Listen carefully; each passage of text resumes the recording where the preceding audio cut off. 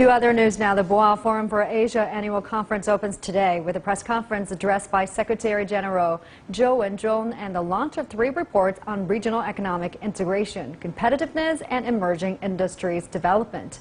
The Development of Emerging Economies annual report sees the 11 major emerging market economies, or E11, as a whole. It shows its economic growth slowed down in 2016, but growth rate differentiations among different economies narrowed.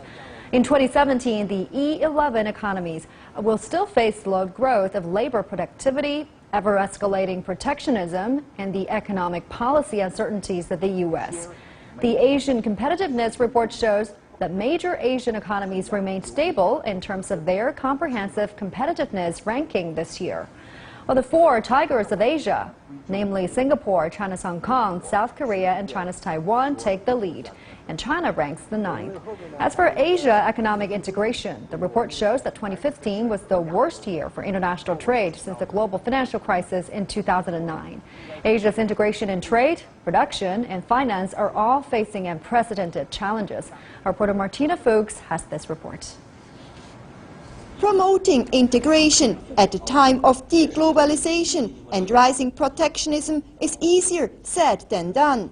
On Thursday, the Boao Forum for Asia said in its Progress of Asian Economic Integration report that policy coordination in the region is weakening, and that despite more interdependence among Asian economies, policy makers are still struggling with the aftermath of global events such as Brexit or the US Federal Reserve's rate hikes.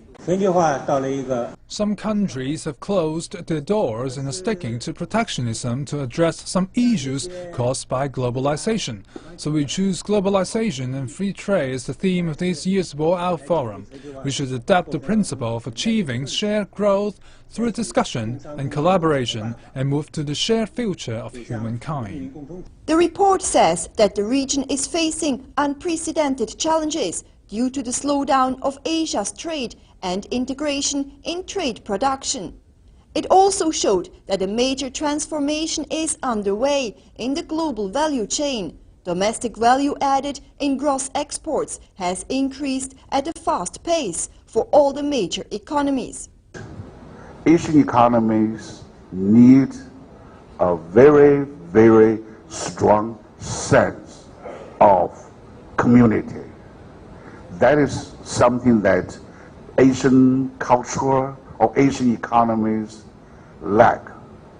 Second is the quality of the integration, the depth of the liberalization, and the coverage of the free trade initiatives. And third, I think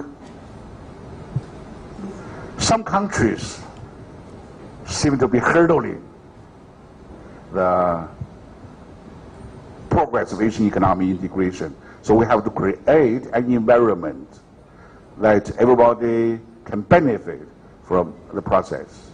As for China, the strong US dollar and depreciation of the yuan, domestic stock market turbulences and volatility in international commodity prices have further negatively impacted integration among Asian economies. On the positive side, the report says people-to-people exchange is still on a healthy growth track. The report concludes that the region is still facing a lot of uncertainties on many fronts, and to move out of the economic trough, the region's players, they need to team up together and abandon a beggar-thy-neighbor approach. Martina Fuchs, CGTN in Boao, Hainan Province.